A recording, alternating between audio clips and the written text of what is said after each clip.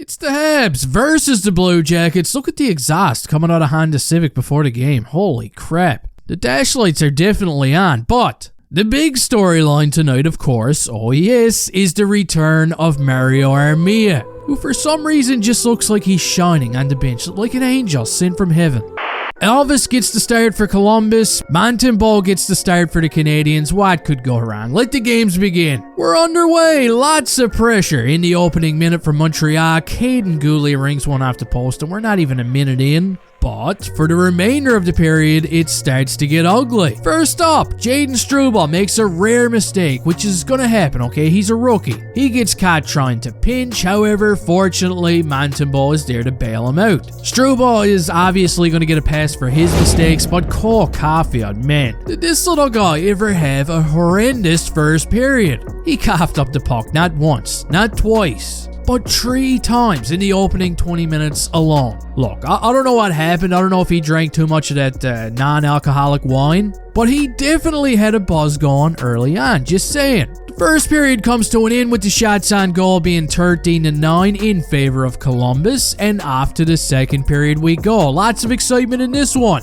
A few minutes in, it's Patrick Laine. He's going to capitalize off of a Sean Monahan turnover. Gets a breakaway, kind of whiffs on it, but still, it glides by Montembeault kind of like a curling stone. We got a 1-goal game. A few minutes later, it's Alex Newhook's turn. He's going to ring one off the bar, but he's also going to get a second opportunity. Just a few Mississippis later, and bam! Makes no mistake, beats Elvis' glove side, and we're all tied up at 1. But buckle your seatbelts. Josh Anderson looks like he's about to do something. Turns, spins, shoot it.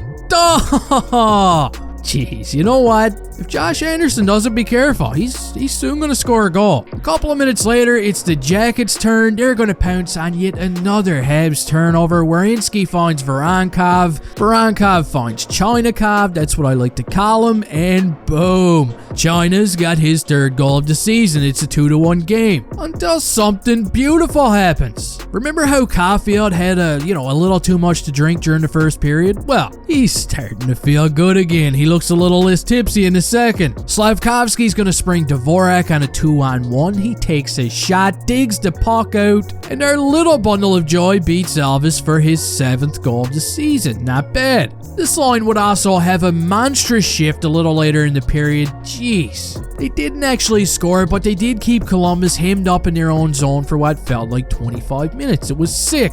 The shots on goal in the second period were 14-6 in favor of Les Canadiens. I know what you're thinking. Don't ever butcher that again. And now, we're going to move right on to the third period where Jaden Struble is lowering the boom. Look at him. Come on, Struble. We want to see some more of that. Now, nearly midway through the period, our boy, Goose, he decides to take a dump over the glass. What a miss. He gets a delay of game penalty. The coaching staff is like, should we kill him? You know what? Maybe let's wait. Maybe he can be useful towards the end of the game. Gotta give Montembeault some credit. He makes some beauty saves. The Habs kill off the penalty. You could just feel the momentum beginning to shift in the Canadiens' favor. They're looking for a hero, and they get one in our gift from the heavens. In Mario Armia, watch him. He's going to go to the net where Josh Anderson also just so happens to be hanging out, but Mario's the one who gets a piece of it, and it's 3-2 for the Canadiens. A couple of minutes later, we got Goose redeeming himself by taking a slap shot at an empty netter, making it 4-2. Guys,